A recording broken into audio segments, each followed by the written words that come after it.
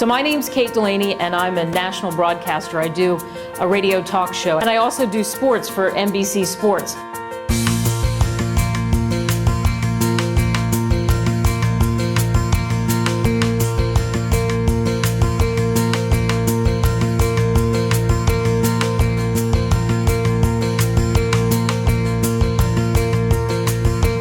Did you know you only have 8 seconds to convey what it is you do and who you are when you meet someone? 8 seconds. Imagine how quickly that goes by. So if you could drill it down and come up with that compelling story, it's turning that equation around and really defining who you are. How many of you have been at events where you sat next to somebody and they said, "Hey, nice to meet you. What do you do?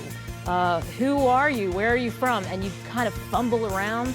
You might be a realtor, you might be a lawyer, you might be somebody who has their own business, and who knows, the person to the right or to the left of you could be somebody that you could do business with. You could become fast friends, but you can't clearly and concisely convey who you are because you have 8 seconds to do that. And if you don't reel them in, then they're going to swim away.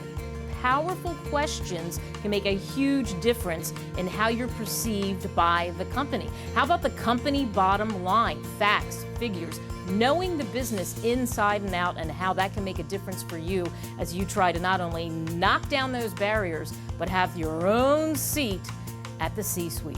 And the reason I wanted to go in those stinky locker rooms is because I had such a passion for sports. I wanted to meet the athletes, I wanted to meet the GMs and the owners, and I wanted to find out what it was like to win and what it was like to lose, what that ultimately felt like for the people that go to those locker rooms. I was a TV anchor woman, and what I did was I sent out a ton of resume tapes. Anybody, please, somebody hire me to do sports. I ended up getting 500, I am not kidding, I counted them. I'm all about numbers, as you can see. 500 rejection letters. And I brought one of the letters with me. Now this isn't the original because it was so dog-eared, I carried it around, wherever I was, to pull it out to remind myself, oh, I'm gonna do this no matter what it takes.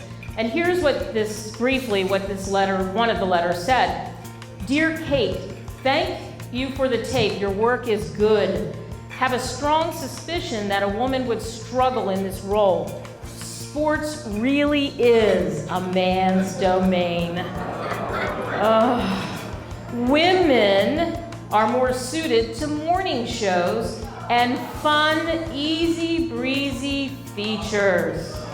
And when I went in to speak to different corporations, teach them the techniques and the tools that I learned from spending so much time with so many different people, how they communicate, how they understand the importance of listening. Write the first 10 words that you think of when you hear the word run. How many words do you have in common? None. How about here? One word in common. All right, are we seeing a trend here? The reason I did that is because I wanted to point out to them, when we say manipulate, that you have your perspective and the other person has their perspective. Even at extremely high levels, you think, I'm reaching others in the company, I'm reaching the people that we're dealing with, but you have to take a step back and walk in someone else's shoes. Often I've been asked, what are the things that you picked up from interviewing that many people? And I think one of the top skills that I learned is how to listen. Because we're bombarded by so many messages, often we don't listen. Practice, practice, practice. Talk is cheap. I can tell you all the tools you need, and they're brilliant, trust me. But when you walk away, you have to be accountable. So we have an accountability system that will help you learn how to hand off and create that locker room atmosphere that gives you the insights into making that team that much stronger.